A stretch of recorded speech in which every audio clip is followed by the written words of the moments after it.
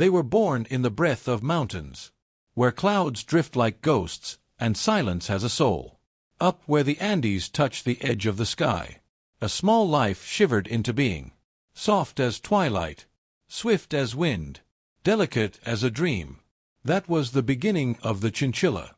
Before hands ever reached to hold them, before cages and comfort and the soft hum of modern homes, they lived where nothing gentle survived for long. And yet they did.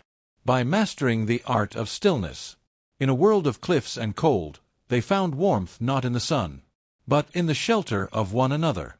They learned to move between moonlight and stone, to disappear in silver shadows, to whisper through a landscape that did not forgive mistakes.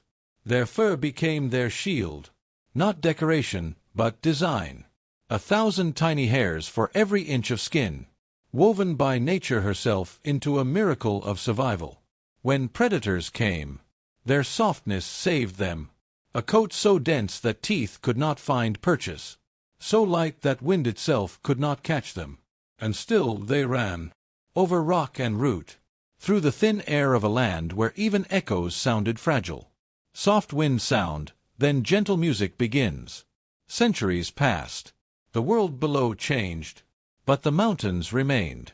And in their quiet heart, the chinchilla kept its rhythm, a small pulse of life beneath endless sky. Then came the human gaze. First, curiosity, then greed, then sorrow.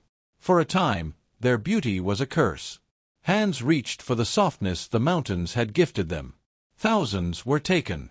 Entire valleys fell silent. The echo of tiny feet faded from the cliffs. But stories have a way of remembering what truth forgets. And the world, eventually, began to listen again.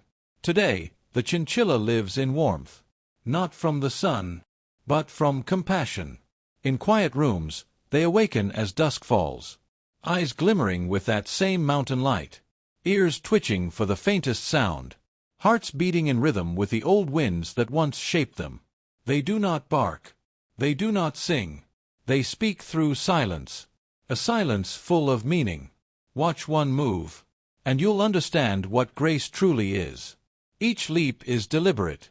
Each pause a conversation with the invisible.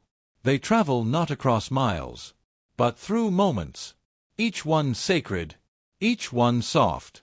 They bathe not in water, but in dust, a dance as ancient as the Andes, spinning, rolling, tossing clouds of fine volcanic ash into the air. They clean not just their fur, but their memory. It is ritual and renewal, a gesture passed down through generations. In the swirl of dust, they return to the mountains, to the ghosts of their ancestors, to the earth that once held them. That dance is their prayer. A faint Andean flute joins the score. In homes across America, they are symbols of quiet strength. Not loud, not demanding, but alive in their own mysterious way. To earn a chinchilla's trust is to learn the language of patience. Move too fast and they vanish. Wait, and they come. One small step at a time. A hand extended too quickly is met with distance. A hand held steady becomes a perch of faith.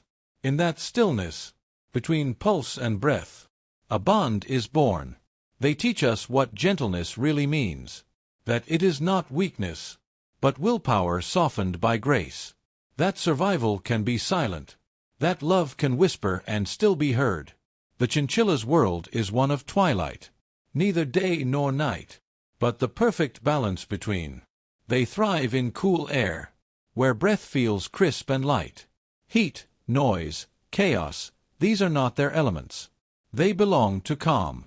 In that calm they thrive. They nibble hay with precision, hop from ledge to ledge with impossible lightness, and pause, always pausing, as if listening to something we cannot hear.